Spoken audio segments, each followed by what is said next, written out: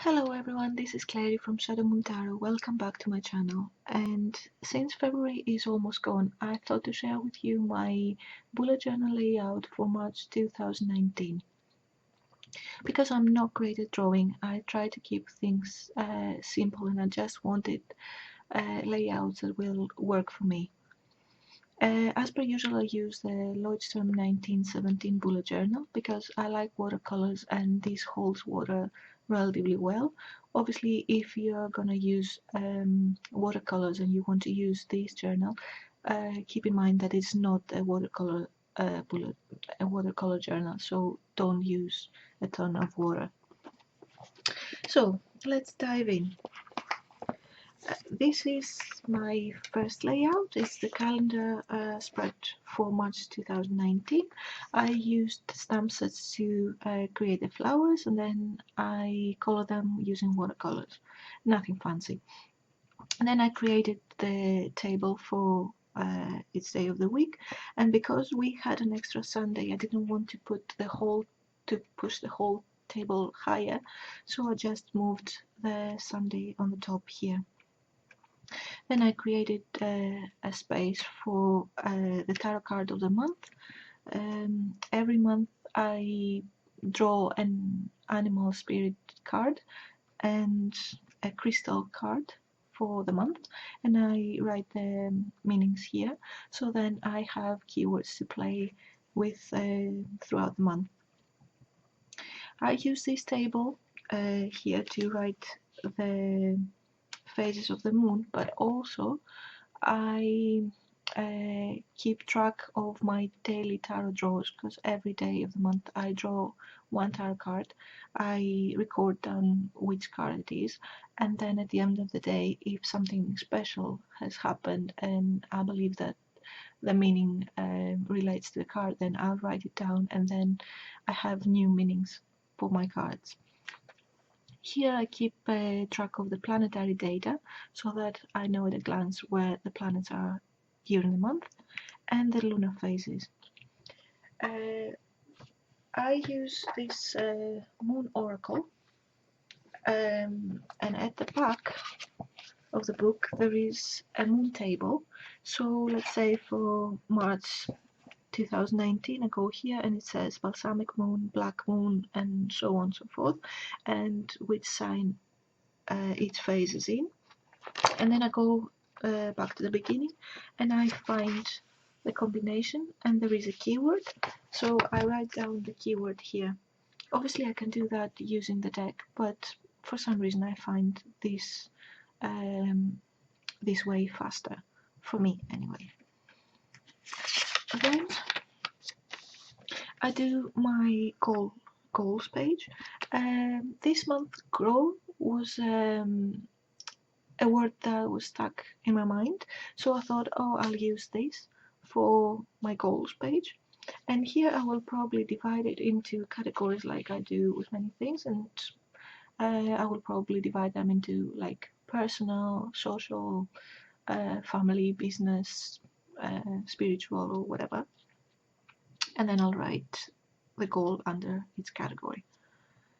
For gratitude, I kept the same setup. I really like this one. I like this, the honeycomb shape.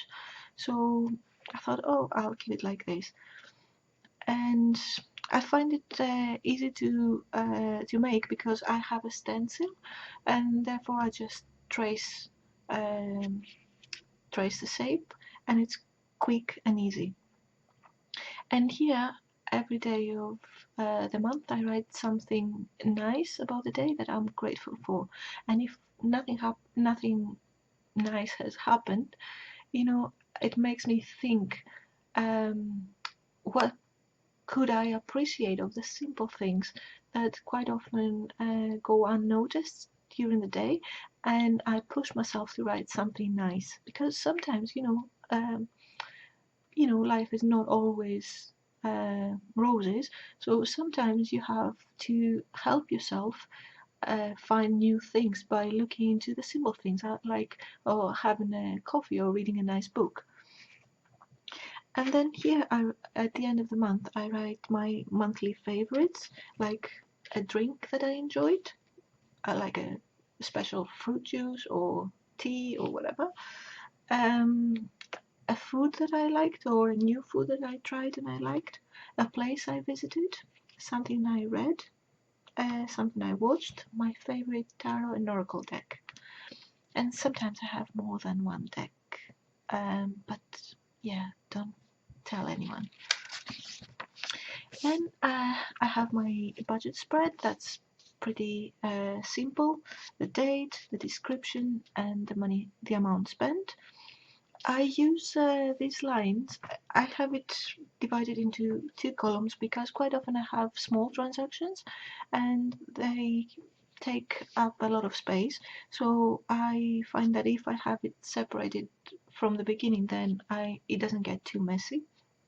And I like to use these lines, although when it's empty it doesn't look great, but when you write things down and it's filled with like pen, then the color doesn't pop as much and it looks a lot better.